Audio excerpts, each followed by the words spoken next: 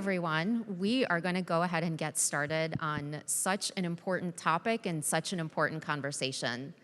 I feel like everyone these days is talking about talent and skills and hiring. 75% of companies have faced talent shortages or are facing talent shortages, and the latest email that I saw in my inbox just a couple of days ago was pointing to more of the same, where unemployment rates are at all-time lows in many industries. Corporate leaders just don't know where to go to get people. And at the other end of the spectrum, only 50% of Americans have college degrees, and yet we keep finding ourselves going and beating our heads against the wall saying we don't have talent, we don't have the people to access and fill our jobs. I'm Lina Bankert. I'm a managing director and partner at the Boston Consulting Group. I spend a lot of my time thinking about equitable and inclusive talent practices. And I'm really delighted that just last week, in partnership with our dear friends at Cara Collective, we put out 3 pieces that are of IP that address this very topic. So first, we asked ourselves, what talent pools or paradigm shifts can organizations go through to bring in new talent pools? So talent pools that have historically been marginalized or left out of the equation.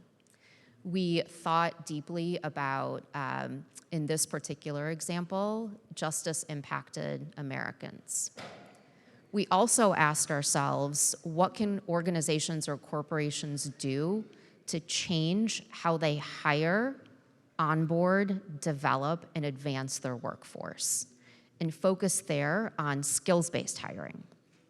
And then third, we asked ourselves, what can organizations do to better retain and support their talent?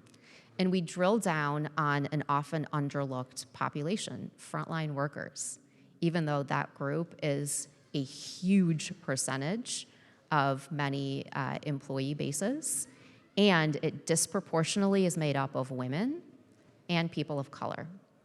And so today, we're gonna be talking not so much about the why is it important for organizations to be doing this great work, but some of the how. So the 3 pieces that we published really drilled into the what are corporate leaders doing in support of their talent, and how have they taken their journeys and their steps to doing something really powerful, not just for specific groups, but for employees writ large. So I'm really excited to be joined by 4 very incredible leaders. We've got Sean Murphy with Walmart and Julie Garfield with BMO, and you'll tell a little bit more of the corporate story of what's going on. Christine Cruzvergara, you are a leader at Handshake, which is an early career community that brings together employers and higher education and young people. You can speak a little to the, or a lot to the education side. And then Kathleen St. Louis Caliento, one of my co-authors, co-conspirators, the leader of workforce development powerhouse in Chicago, Cara Collective, and you'll really bring that community-based organization perspective to bear. Okay, so that's enough from me. I did ask our panelists to prepare 6 words of a headline or a teaser of their take on talent-based practices. And so, Christine, I'm gonna start with you, and then we'll go down the line. Sounds good, amazing. And before I give you my 6 words, I wanna get just a quick pulse of who's in the audience so we know who we're speaking to. How many of you are from a higher education institution? Raise your hand. Okay, good, we've got a good smattering. How many of you are from the employer side? You work at an organization that's interested in doing skills-based hiring. Who are the rest of you? Okay, fantastic. Well, we're looking forward to a great conversation today. My 6 words would be, it's evolving, proxies are still powerful. And say just a bit more. Might have been 7, but say a bit more about the context and the why behind it. Sure, definitely. I think skills-based hiring or skills-based talent practices is a really popular buzzy phrase. A lot of people want to say they're doing it, a lot of people want to do it, but very few organizations have actually been able to successfully do this at a sustained and scalable level. And right now, when I say proxies are still powerful, proxies like degrees, major, schools are the proxies that people are still using to define and determine whether or not someone has the skills that they're looking for to be hired. And so this is really a game in change management. Julie, you look like you're ready. I'm ready. So my 6 have a couple cheat does and ands, but build the network and continuously cultivate business commitment. You want more? I do. Okay. You'll hear a lot more about the network later, so we can put that to the side. The continually cultivate business commitment is really, a lot of times people think that these initiatives are DEI or HR initiatives. And I think in my experience, it really has to come from the business who is generating revenue, who is taking on both the benefit and frankly some of the risk in skills-based hiring to really make this work and commit to, you know, learning and failing forward and making it happen. Kathleen and then Sean. Sure. My 6 words were gonna be, it's not hard, just do it. But what I'll say is value skills, empower choice, and disrupt practices. So it has to be something that companies actually value, skills-based hiring, right? And understanding that someone's experiences speak much more than a piece of paper. That allows the folks then who are in those roles to feel the dignity of choice in terms of being able to not just be successful and thrive in the current role that they're in, but to be able to advance. And it will require disruption in practices, practice change, a shift in mindset, and an investment in that, and a commitment to that. So that's where my 6 words came from. Okay, I went ahead and threw some hyphens into mine.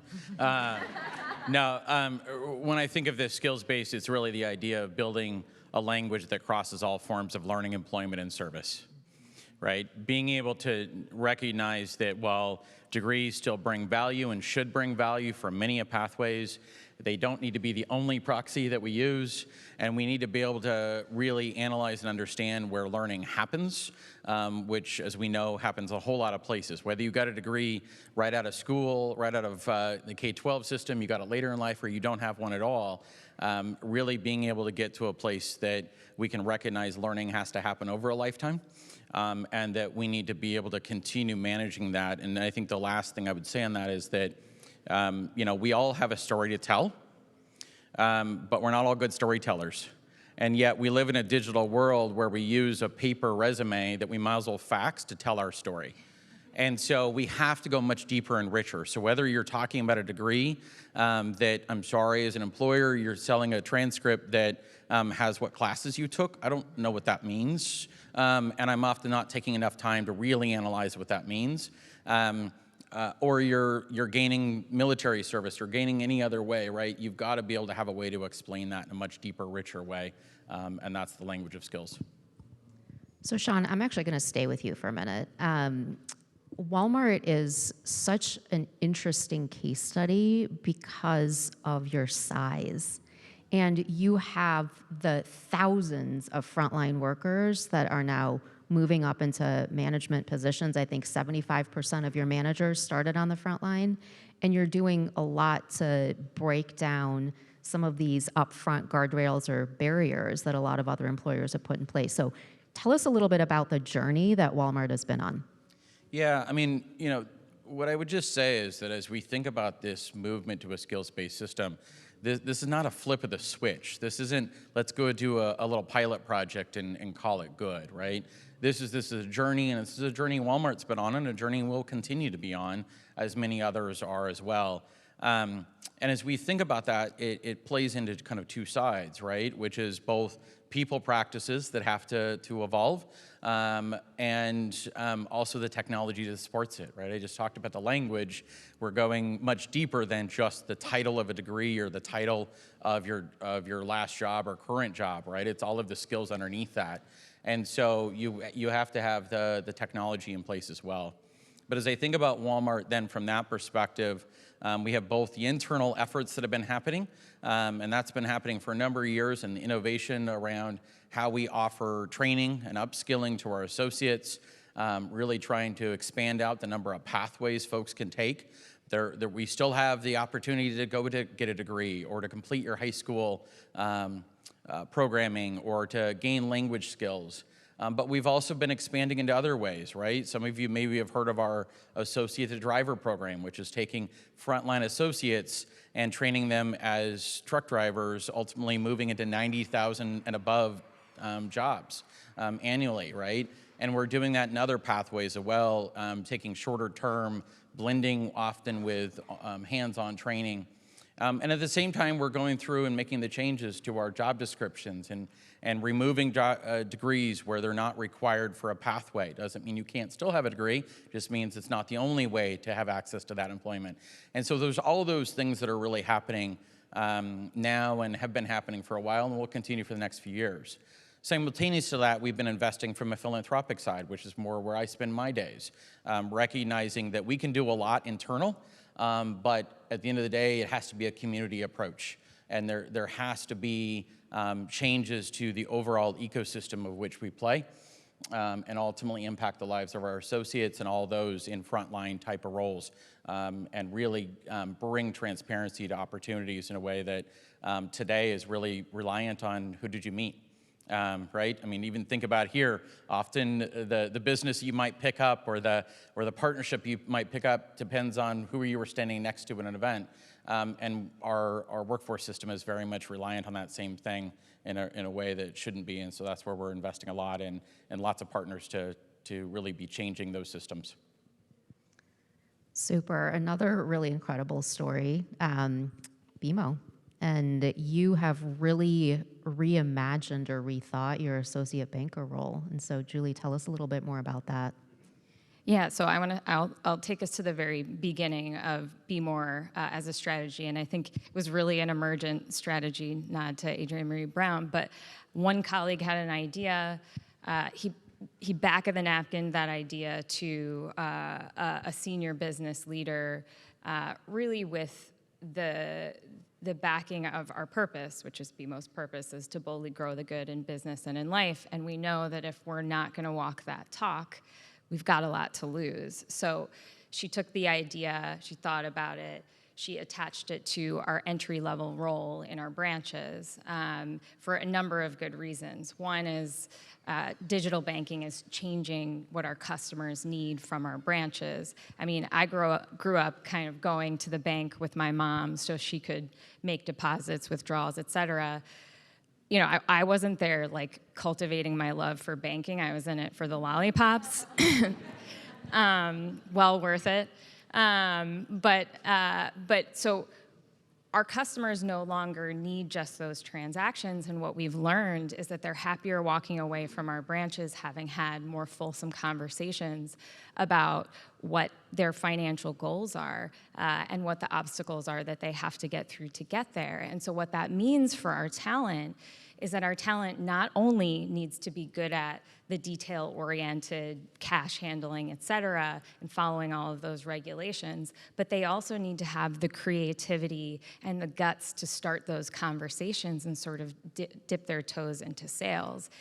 And we have to do that in competition and wage competitions basically at the same price point as a lot of other retailers who don't have the same regulatory or kind of sales pressure that our roles have. So they're hard roles to hire and retain for. On top of that, this move means that we need we need associates in our branches that better reflect the customers that they serve, because having the cultural competency and lived experience means a lot to having those conversations to our customers, particularly customers who have not felt served by the banking industry historically. So all this to say, it was a no-brainer that what was pitched, which was a very basic concept, let's work with a community organization to build a new pipeline of talent, and let's get that talent hired into our banks. Like that was kind of it. From there, we built a pilot around that and launched at the end of 2020, and the pilot was successful. Number one, we knew that we were getting in talent that probably never would have applied to our jobs in the first place. Cara Collective staff took our job requirement, our job description, walked through it with qualified candidates. Not one of them said they felt they were qualified for the job, not one. So we knew that we had candidates that would never have counted themselves into these jobs to begin with. So that was successful. Number two, this was talent from communities that we have branches in, and that reflect the communities that they serve. So that alone was enough to say, okay, like let's continue this forward and scale.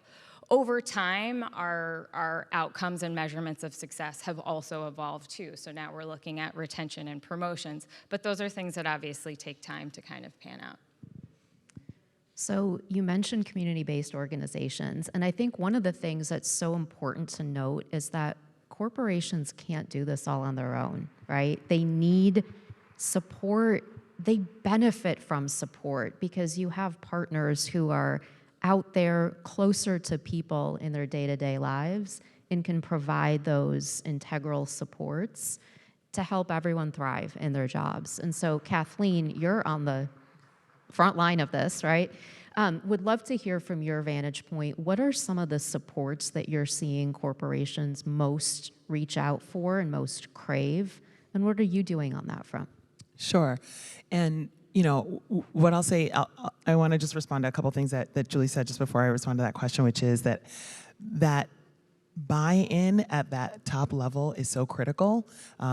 You know, Lina, I'm thinking about the panel that we were on last week at MIT, and the CEO of Kroger said he realized that there were risks. He realized that there was going to be culture change that was necessary, but he said, this is what we're going to do. Now let's figure out how to do it, right? And so having that buy-in at that front level is so, so critical. And I think also being able to identify a critical business need is also what helps this be so successful. What BMO did was to say, this is a role that we've had challenges in hiring, attracting, and retaining talent, in making sure that it reflects the community. How do we ensure that we do that? We have folks that reflect the community and folks that have the skills that can be successful. How do we work with them? What I'll say directly to your question, Lina, is that many of the folks who are stars, identified as stars, are also facing other challenges in their personal lives that require supports that range beyond professional upskilling or competencies. Many of the folks we work with, for example, have been justice involved, are dealing with housing challenges, health challenges, child care challenges. And these are not the kinds of supports that many of the organizations that we work with are readily equipped and available to provide to folks. What they recognize is somebody's 5 minutes late. They didn't realize that at the last minute, their child care fell through, and they had to figure out how they were gonna hustle to make sure their baby was taken care of while they got to work.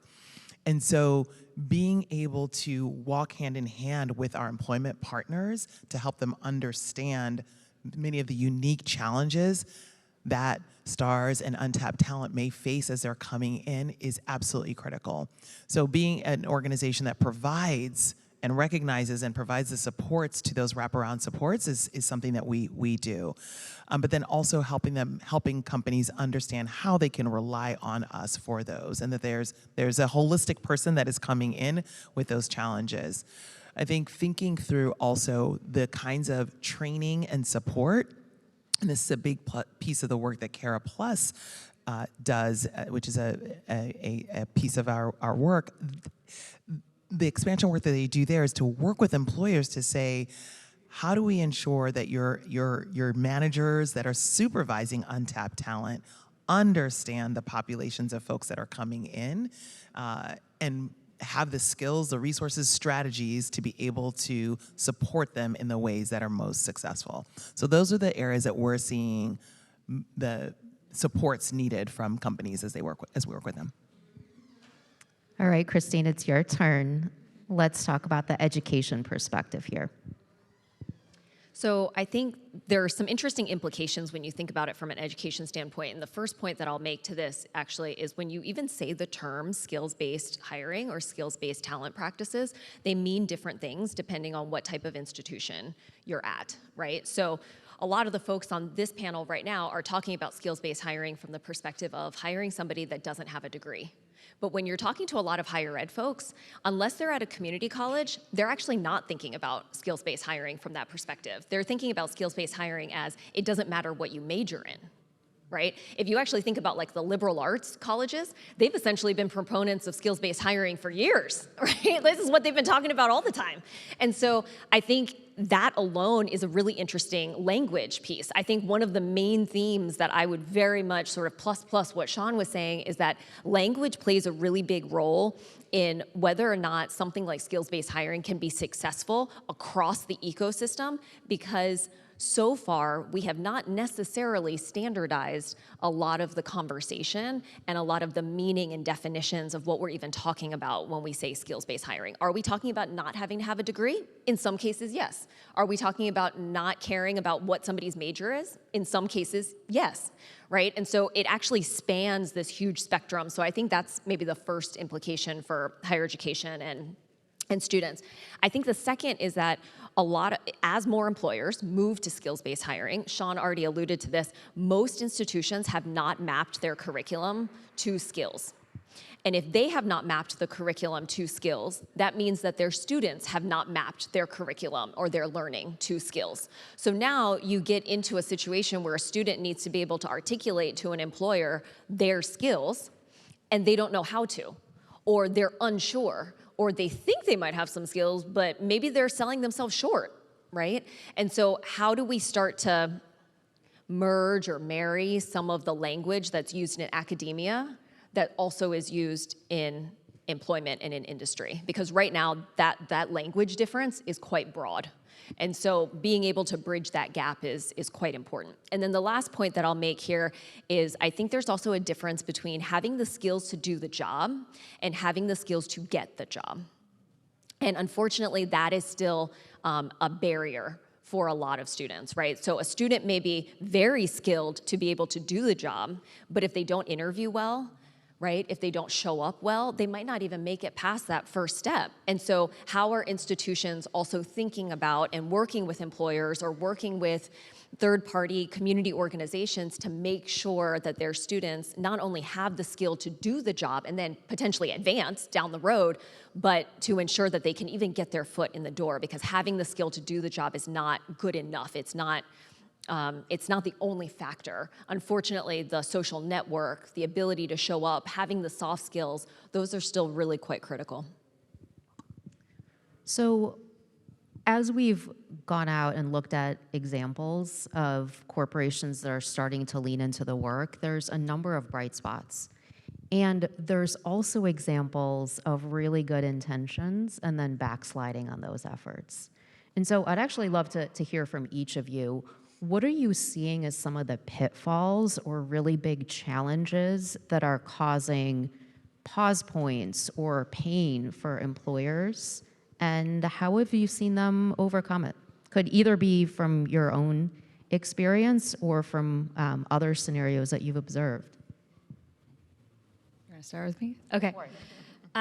The first thing that comes to mind is manager bench strength and manager buy-in. So frontline managers play, and actually their managers play a really, really important part of this type of hiring. And I'm glad, Christine, that you pointed out we use skills-based hiring in a different way. And so for BMO and for this position, we actually don't require a high school diploma or GED, but we still have a box of skills that our recruiters and our hiring managers look for when they hire talent. And so this initiative has been about how to think outside of that box, how to make hiring decisions outside of that box, and then how to manage talent that comes in without some of those traditional skills that we look for, and make that learning curve something that someone can succeed up, and we don't lose the buy-in and faith of our leadership teams about the initiative. And so what we've learned is leveraging that manager once removed in some of the decision-making for hires that have transferable skills is important in a number of ways. One, they have a broader base for what different skill combinations can work in the role. And when they're managing and supporting frontline hiring managers who maybe haven't been doing the management job for that long, they're making decisions based on their own skill set and sort of a limited set of management skills. And so having their manager once removed support the decision gives them a little bit of comfort, but also then takes that next step to, okay, someone's coming in without cash handling. What are we going to do differently up the learning curve? And I don't think that that's something, I think we do offer some training, but I think that buy-in of that manager once removed to support the strength of our frontline management is incredibly important. And we've seen kind of what it looks like when we don't cultivate that buy-in. That can be a major pitfall. Oh, go ahead. I'm happy to jump in. So, I think I'll use Sarah's love of the number 3 and say that I think there are 3 things. One, I think there's an underestimation sometimes of the investment that is needed to actually see success, right? Not just from a values and philosophical and cultural commitment, but a financial commitment to actually see the kind of success that you need to. And not just investing in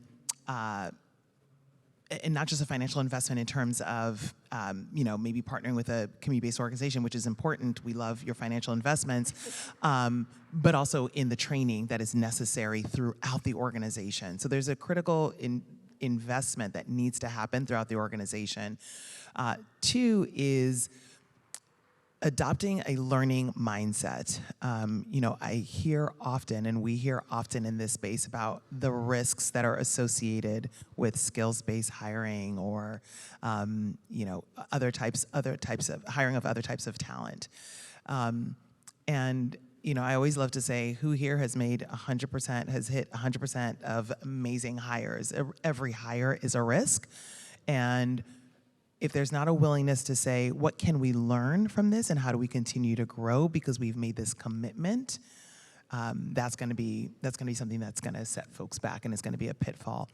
And then I think the last piece is just to, again, underscore the need to approach this from a holistic lens and not from we have to solve everything as the corporation that is doing the hiring, but recognizing, again, the significant barriers that folks are bringing with them, and to say, how do we play the long game, provide supports internally that might be able to support and ensure the longevity of somebody in this role, or partner with an organization that be able to support. I'm thinking of Advocate Aurora, for example, who shadowed a lot of our work at Cara Collective, specifically our coaching team.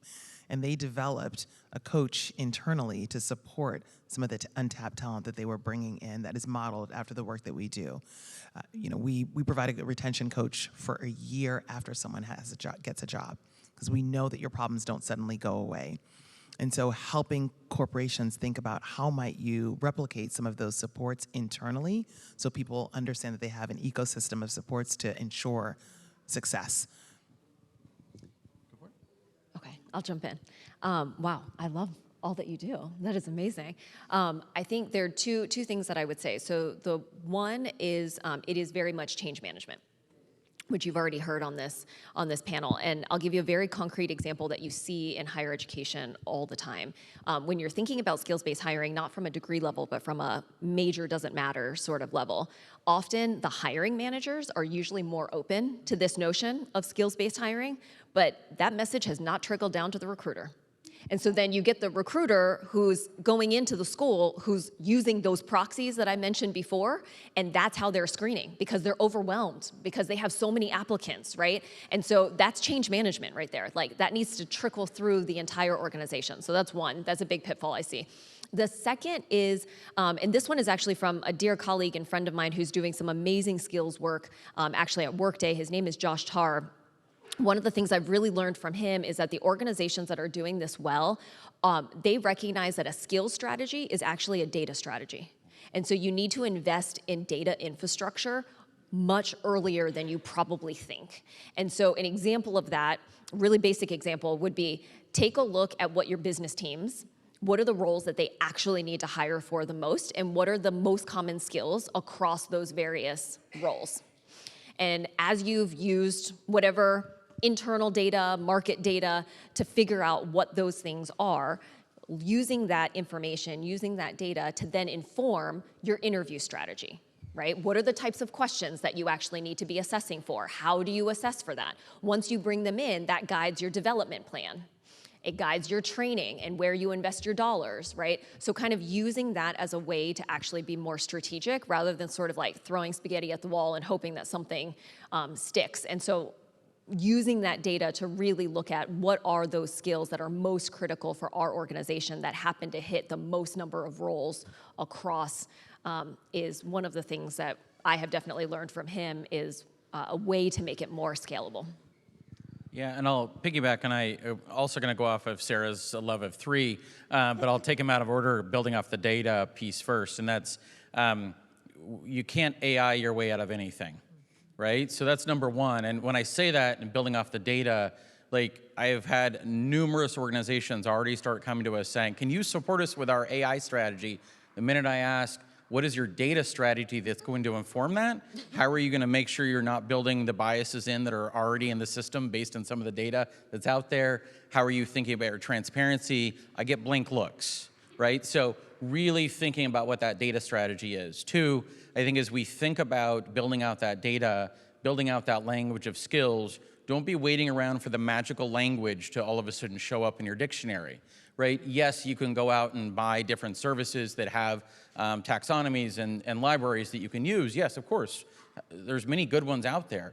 But at this point, the big key is just start to be transparent about how you're defining the skills in the organization. Whether you're an educational institution trying to explain what your four-year degree is providing, or you're an employer, just start to be transparent with what you're defining, and we can modify from there. Last but not least is my favorite, maybe mostly because it's been the topic for a while, is really this idea of functional interoperability, right?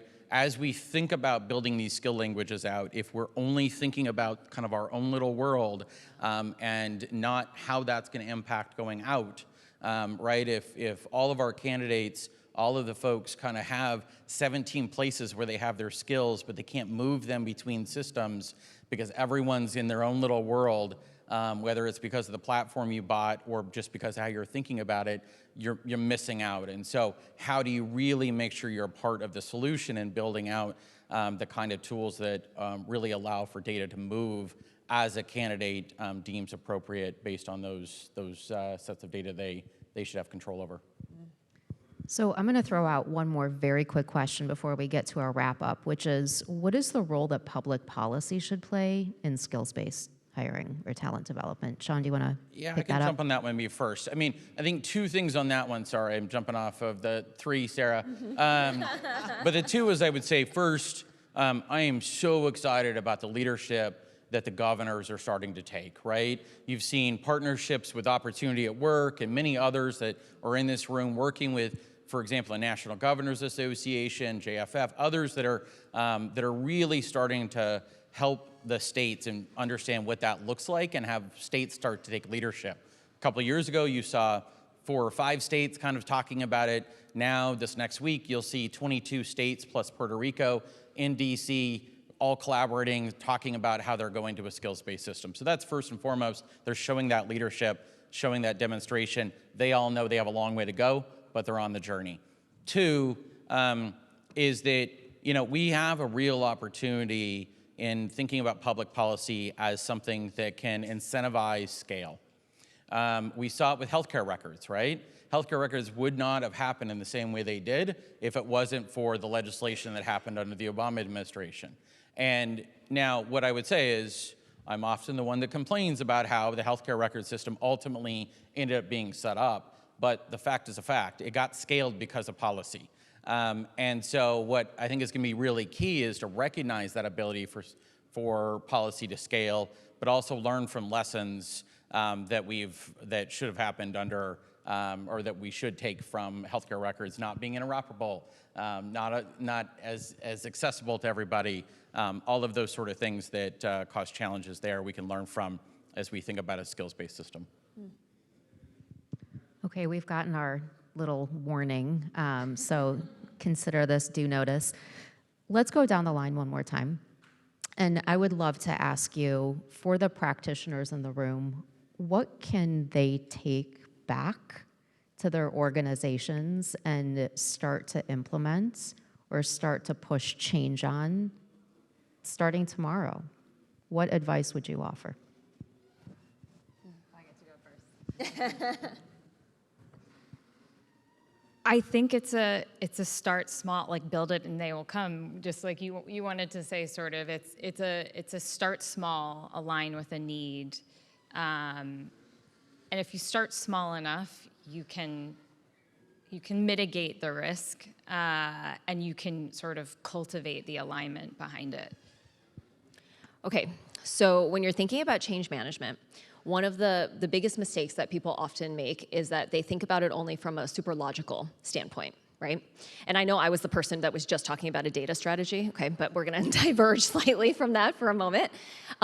If any of you are familiar with Switch, which is a great book by the Heath brothers, they talk about direct the rider, which is your logic, motivate the elephant, which is the emotion, and shape the path, okay? And one of the things that you might need to do to get that alignment internally is to really tap into the motivation and the emotion of other people. So this is one thing that you could do going back to your organizations. Ask some of the people that you work with. Name 5 of the most incredible colleagues you have ever worked with. And I guarantee you, those 5 people probably did not come from the most elite schools. Some of them probably don't even have degrees, right? And ask them why. Why were those 5 individuals so fantastic, right? And it just for a moment takes people out of the normal way of how they think when they do hiring to recognize that often the best talent that we are used to working with don't actually meet any of the proxies that we are used to thinking about often when we do our hiring. And that is a powerful example in helping to tap into someone's emotion and motivation when you are trying to make a case for doing something like this. Mine's slightly related to yours. I think it's increasing the transparency and communication across the ecosystem of folks who are trying to solve this challenge. And when I think about the work that Cara Plus specifically does, we're uniquely positioned because we work with employers to understand what the challenges are, right?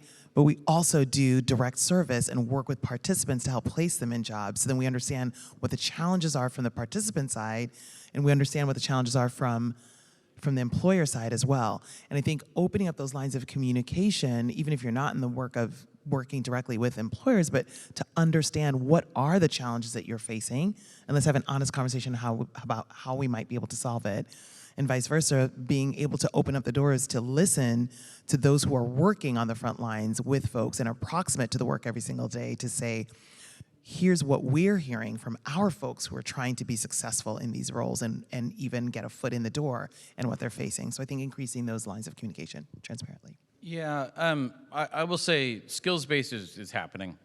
We can either sit back and say, oh, we'll wait till the next thing comes along, or we can recognize it's happening. And I think what we have an opportunity over the next few years is we can either see a few cool platforms that serve few, or we can build a system. And we can build a system that impacts everyone. And so when I say that, I think there's at least one thing that is probably most important. Don't do this in a silo. Like, get around the table, talk to your stakeholders, talk internally, listen to your employees, as has been said here, like talk to your managers, but ultimately at the end of the day, also consider the value that you're creating, right? I think, I've heard multiple times, some of you I imagine have heard a digital badge, right? And I've heard these comments of people saying, well, that's been around for 20 years and nobody really cares. They're just a pretty picture that you can share on LinkedIn or share somewhere else. What's the value of that? And that's the point. The problem is at this point, you haven't seen the value creation from those records versus imagine a world in which you had a portfolio of digital records that includes all of this data underneath each of those records, talks about the skills, talks about the quality, all of those things, and enables you to really grow from there. So don't do it in a silo. All super wise words. And I would say, maybe as we wrap up, know what you're solving for. Be really clear on the problem statement. You don't have to solve the entire talent shortage from day one. Start small, pick a role, explore, and most importantly, listen to people and have them co-create the solution with you. No solution that gets developed by a person by themselves is going to work. And so bring in the power of partners, both in the community, in education, in your corporations, and solve together. We're really excited about the potential here. There's emerging playbooks, read the articles, that start to give a bit of a how-to guide, and we look forward to continuing the conversation with you all.